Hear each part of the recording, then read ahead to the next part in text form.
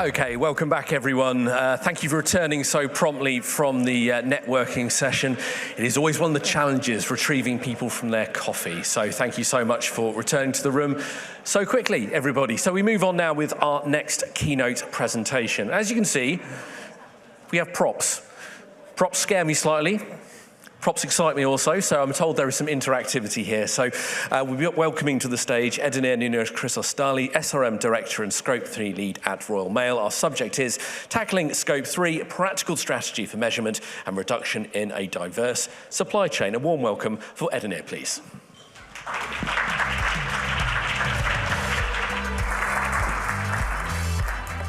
Good afternoon, everyone. It's a pleasure to be here today. As Neil said, I look after the supplier relationship management program for Royal Mail, and as part of it, we also lead the Scope 3 agenda. I joined the business about 17 months ago, and I'm here today with quite a few members of my team and my extended team as well, supporting me. But we're here today to share the journey that we have had up to this point in tackling Scope 3. We are going to have some activity halfway through, just to make sure we're all participating. But I'm also going to state my script, so apologies for that, because I wanted to make sure that I will do justice to the message that we would like to portray here today. So as I said, we acknowledge that there is still a long way to go, but we thought it was worth sharing. I know there are a lot of people here in the room today that perhaps are more advanced on the Scope 3 strategy or the journey, so we're more than welcome to be challenged and questioned at the end when we have questions. But as I said, we would like just to share. Before we dive into the Scope 3 journey, it's worth just having a feel of Royal Mail's, who we are, and the scale of our operations, so we can better understand the challenge that we face. Royal Mail Group is part of IDS, International Distribution Services, which also owns GLS, a parcel distribution company operating mainly in mainland Europe, but also in other countries. Royal Mail is an established brand with more than 500 years of history. We see Royal Mail everywhere, a red box or red vans, everywhere. What we don't realize is how big it is and how complex the network is. Our postmen and women are committed to delivering 6 days a week to 32 million homes. That is every single postcode, every single number, every single flat, every single farm in this country and abroad. Our postmen and women, we also work 1 billion steps every day. It's a lot of shoes, remember that. And last year, we delivered a total of 6.7 billion letters. I know it's down from 40 billion, which our network is set up for, but it's still a significant number of letters going through those post boxes. We also delivered 1.2 billion parcels, of which 13.5% was internationally. We work with 192 international business partners around the world, and we employ 130,000 people. That is 1 in 200 working age people in the UK. How does this impact procurement supply chain, you may ask? Consider that another company in the country, in this country, has the infrastructure network we have. As a single postal operator, we're also the sole customer for several critical items, such as letter sortation systems or stamps production. If you were here earlier today, there was a question, I can't remember exactly to whom, in terms of suppliers that are not mature enough, but they're not significant. What about the ones that are producing very, very critical items to us? They might not be as big as, has been portrayed, and they're still very significant to us and very challenging in terms of modernizing and decarbonizing. From a network perspective, our uniqueness lies in the ability to access every single postcode in the United Kingdom and globally through our international business partners network. Given the scale of our operations, it's not surprising that the total carbon footprint reflects the significant impact we have in the economy and also in people's lives. In the last reporting year, our total carbon footprint was 1.1 million tons of CO2e, which is equivalent. I had to do some work on that, I must say, because I had to go to ChatGPT or Copilot and say, what's this equivalent to? Because we can relate, right? It's 238,000 passenger vehicles, or the energy of 130,000 homes, or even 1.2 million flights between London Heathrow and New York. So just to give a scale of the impact. So with this carbon footprint in mind, we created our Steps to Zero strategy back in 2022.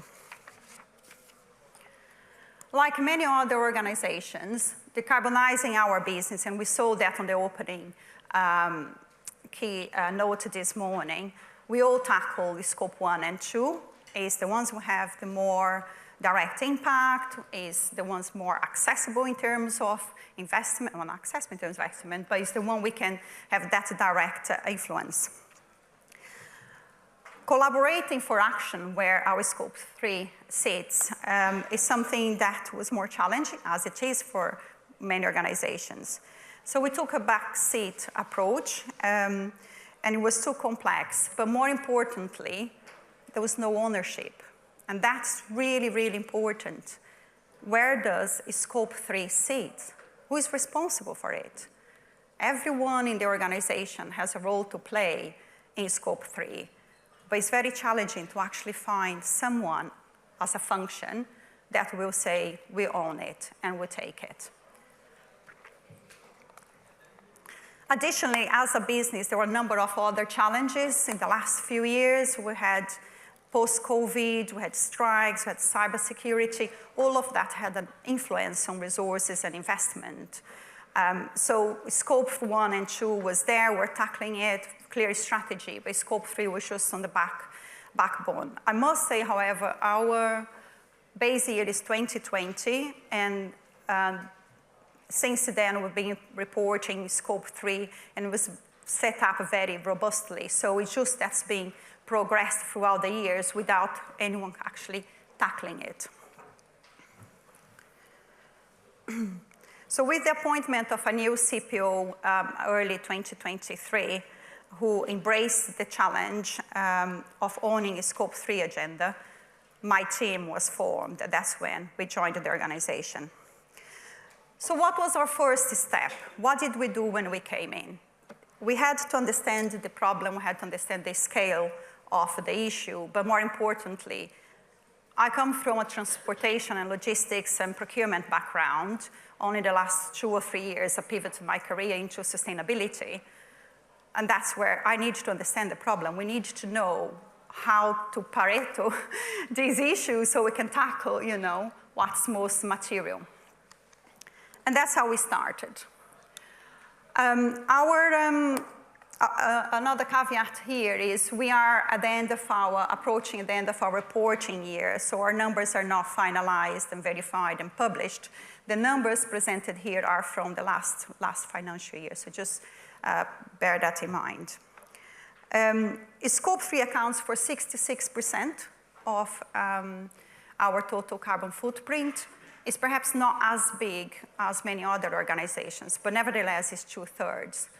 Considering we have about 50,000 vehicles on the road and 1,600 facilities spread out in every single corner of the UK, that is quite significant. Out of 15 scope 3 categories, we report on 10 of them, or 10 of them are relevant to our business. Out of those 10, 5 of them represent 94.5%. So that was our first area where to start looking, yeah?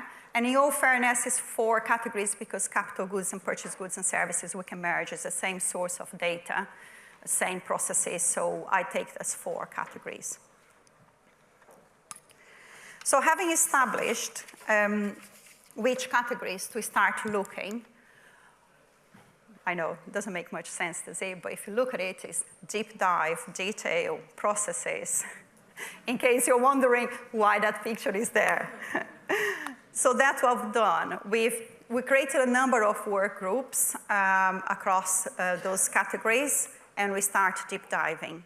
Deep diving into the data, where it was coming from, what's the origin, who was collecting, what's the ownership, why are we using this, why are we not using that, and just trying to understand what we had. As we went through that process, we started identifying potential areas of improvement. Now, considering the size and the scale of the business, we didn't deep dive in everything we spend. We picked the big ones, yeah? As I said, Pareto all the way through by 8% impact. That's what we're looking for. So we started identifying potential areas for improvement. Simultaneously, we are looking in the market for a tool that could satisfy our needs, which we already did, well, at that point, we didn't know exactly what those needs were. So we started talking to a number of different potential providers to form that idea, to form that concept of what we would potentially need. We also looked at the existing procurement processes and identifying what are the areas that we could potentially improve. We conducted a very high-level carbon calculation for our suppliers to identify, what the significant suppliers would be. We have about 4,000 suppliers across the network, so it was very important that we focused on the ones that matter the most.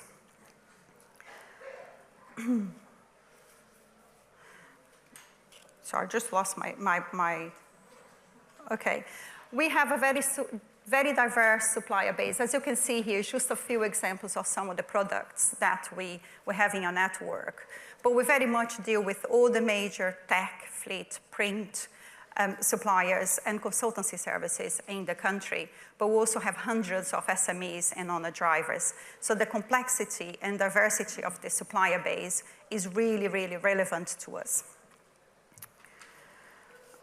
We also utilize the services of all major airlines and the international business partners, as I mentioned earlier. International operations are the largest single contributor to our Scope 3, accounting to approximately 17% of our total emissions, of which air freight is the main factor. And you're going to understand the parcels in a minute.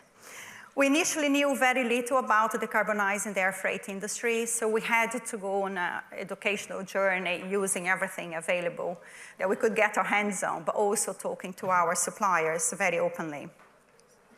International air freight remains our biggest challenge. While the business is growing and international opportunities are abundant, air freight poses the greatest risk in Scope 3 for us, and we're very aware of that. To address this, we're working on a sustainable aviation fuel business case as a potential lever. There was a whole debate about inset. I'm not going to go into that, but it all comes, it's all linked, isn't it? On the positive side of the air freight is if you manage to reduce or if you manage to eliminate that, the impact is also significant and you have very good results. We have reduced 16 of our internal flights, and early in April, we're going to have a further 2 flights stopping altogether. This is expected to give us between 4 and 5% contribution towards our 25% reduction by 2030. So it is quite significant, and hopefully we should see it in our next ESG report to be published in June. Now, what we're all waiting for, our parcels. So we have here 6 parcels. They are destined to some of the major countries around the world. We should have had a slide, but it didn't quite work. So I'm just going to ask. So we have a number of countries, and I just would like you to have a guess of how many kilos of carbon do you think these parcels occur, through that process of going from Heathrow all the way to their destinations. And by the way, the ones that gets closest to the number can keep the parcels. There's something inside for you. A stamp. Okay, so shall we pick one, right? Bahamas. I might need a microphone, please. How many kilos of carbon do you think? And if you have no clue, let's stay between 0 and 15 kilos. 6, 10. Right, so if we do the first 3, right? Because we have 6 parcels in interest of time. Yeah, I think we had a 6, 10, and an 11 down at the front. 6, 10, 6, please. It's the closest, 4.5. This is gonna get some ideas, isn't it?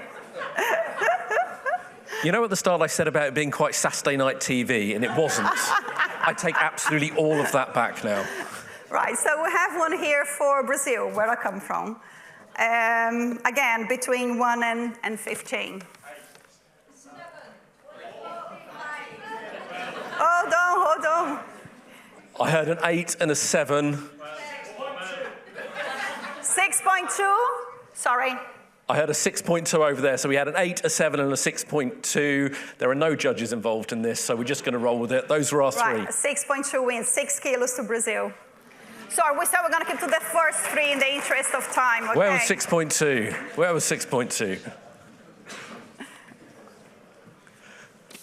And the Christmas kind of gift with paper is to do with the fact I'm recycling what I already had at home. India. Any guesses for me? Right, we had a 6.5, and we had 10 there from the gentleman, and we had 8.2, so I've had 3 there. India, 4.3. Oh, I took 3 over here. I don't make the rules for this, I'm sorry. I don't want to decide who And what did I have? I had a 10 at the back. I had a, what did I have down here? Right, we need to move on. Who's the 5.1 there? Okay, let's do hands, and I will pick at random. That's probably easiest. Did not get someone for India? Oh, yeah, okay, thank you. Australia? Okay, do we have a guide? 1 and 15, all of them 1 and 15, between 1 kilo and 15 kilos. 115, right. First hand here. 13, and that's a really committed hand. I'm going to go for that one over there. 11.2, and I'm going to go right to the back against the wall at the far. Sorry?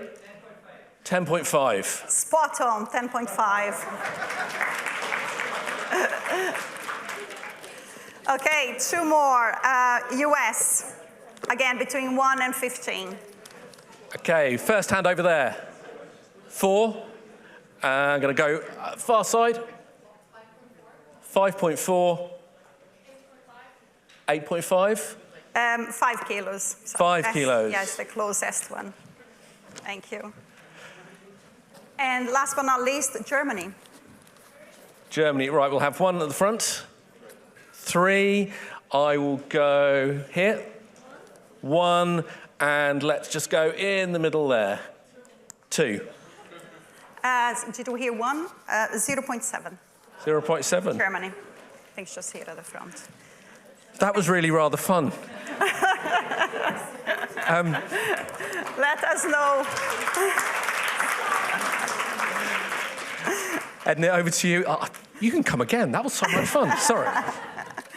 Thank you. Just conscious of the time, because I think we might be a minute or so behind. Right. So knowing those elements, we now kind of created that picture. So we then established what we call the foundational roadmap. We had a vision and very clearly the different areas that we would like to address. Reporting, the value chain, stakeholder engagement, partnership and collaboration. Reporting. There was a lot of debate earlier about reporting, isn't it? And I can stay here and talk about it forever. But as I mentioned earlier, we did those deep dives. And for us to achieve the more accurate and transparent data processing, we sourced a tool that was going to help us to do that. But remember, it is a tool. You still own processes and methodologies. So we used that opportunity to review those methodologies, to review how we're doing the calculation. We reviewed them, we spend report granularity, we transitioned to the CEDA database from EIO for more specific factors.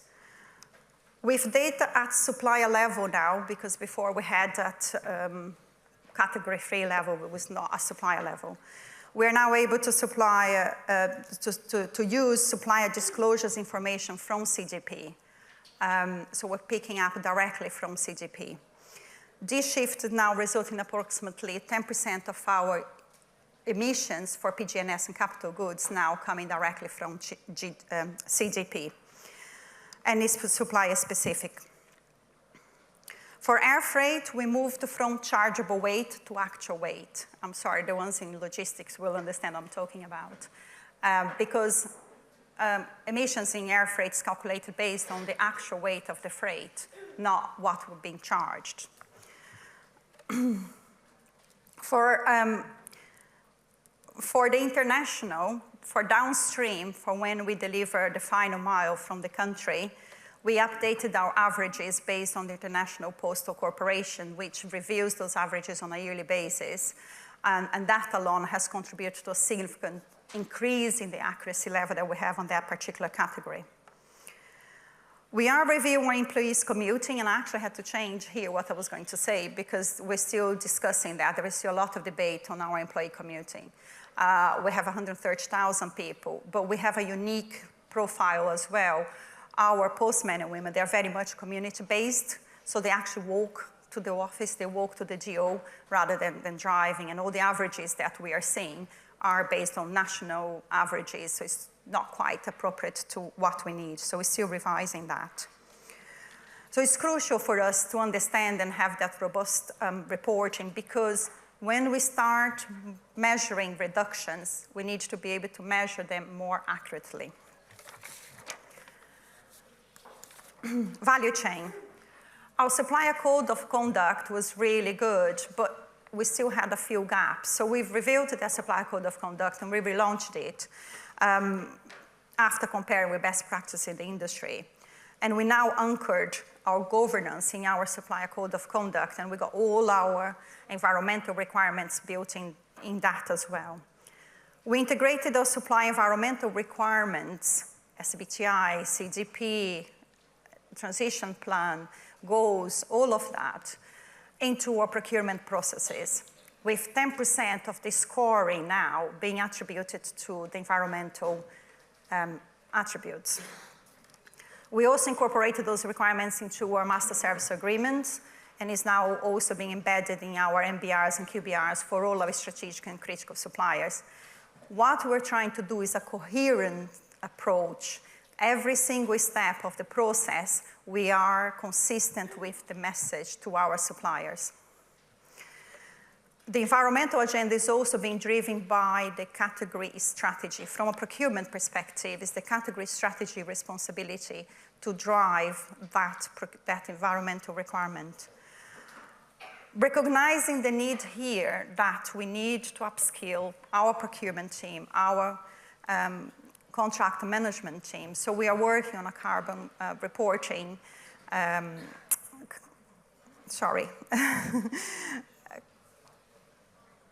blank. Carbon literacy program with internal resources, but also external resources. Stakeholder engagement. Throughout the whole process, we've been engaging with our stakeholders internally. We brought them on that journey, sharing where the responsibilities were, where the numbers are coming from, and how they have that impact. And that's a continuous process. As for supplier engagement, we have, remember said we had identified significant suppliers. I think it was about 100, 110 of them were incorporating environmental, but also social and governance risks. We then prioritized those suppliers and picked 60 of them for our first cohort.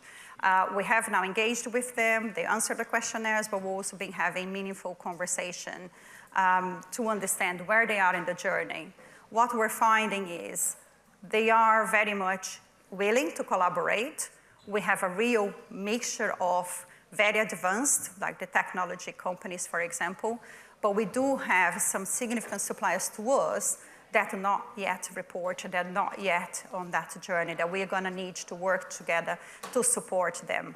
Having said that, they are indeed doing things that will reduce carbon footprint, like renewable energy, like more efficient processes, more efficient equipment. The challenge we're gonna have going forward is how we're gonna capture that from a carbon reduction perspective. But what we're seeing through that engagement is that collaboration is starting to happen, is starting to take place, and that partnership is also gonna develop from there. So what do we have now? We have a very clear view of our areas of materiality. Where do we need to tackle? We are improving our carbon reporting accuracy and the granularity and frequency. Our sustainable procurement is being embedded. Yeah, we have the processes in place, and now it's the question of deploying it and making sure we have that governance and it's really happening. And we are consistently and actively engaging internally and externally. I think that's a continuous process. You can't say I've done it and it's done and dusted. I think that carries on. We also have a roadmap of initiatives. I think we identified about 15, 20 initiatives by talking to our suppliers, because those are the ones that are really gonna change the dial. We're having the conversation about data. Again, initially we talk about, how much data. That's not all we're discussing. What's really important is what are the initiatives that are gonna change the dial. And we have a plan to upskill our workforce. There's also very clear accountability. We know who owns the Scope 3 agenda, but we also have a governance. We have an executive sponsor, and we also report directly to the ESG committee. So this is very much a journey. Sorry about the hiccups, but we just wanted to share with you what we've been doing in a more practical way. And I'm more than happy to take any questions or be challenging any way you might want. Thank you.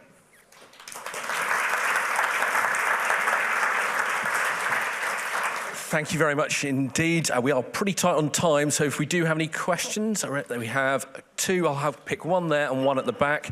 If we can make these questions relatively short and sharp, I'd be very, very grateful, as we do have a fireside to go to next. And when I start overrunning, I start getting grumpy notes from the production team, which you never want.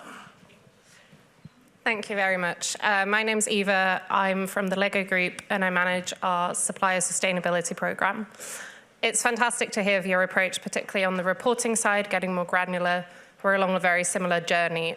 I'd be interested to hear if you've been able to refine your approach for services or also tech suppliers, because that's sort of the next challenge that we see ahead on the journey. If I understood your question correctly, I think the approach needs to be specific to your business, to your needs. It's all going to depend on what you have already in place and how you build from there. That's what I would say. Those elements of reporting, engagement, value chain are very much the same across the board. What you have in there is the detail behind it. What are the specific areas that you're going to need to approach in value chain, for example?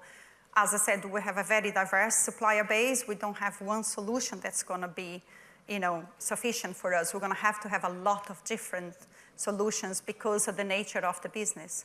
So I think you're probably just going to need to work with your suppliers and adapt to the approach.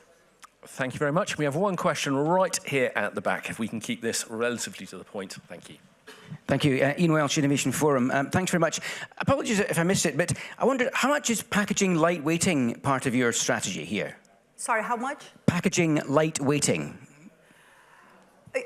We are in the process. In fact, there is an exercise going on right now where we are enlisting all of the packaging that we use. What you find is that in Royal Mail we have something like this. That's a lot of packaging, but it's for internal use. It's for internal use, so it's a little bit different. But for example, we have the labels that we're all very familiar with that goes into the parcels. That is quite a big element of our carbon footprint. So what we need to be really careful is, within sustainability, you have circularity, you have waste, and you have carbon reduction. Yeah, in packaging, you could increase the circularity, reduce waste, but not necessarily reduce carbon reduction. Have carbon reduction with that. So that is something that we are being very mindful when having those conversations. They're all very important, really, really important. It's going to be a question of what is priority, carbon reduction or circularity, for instance. Does it answer? Okay, thank you so much, and sorry we couldn't get to any more of your questions. And thank you very much. I've learnt plenty from your presentation, but also learnt I would never make it as an auctioneer either. So we have learned a great deal today. A warm round of applause for Edenir. Thank you. Thank you.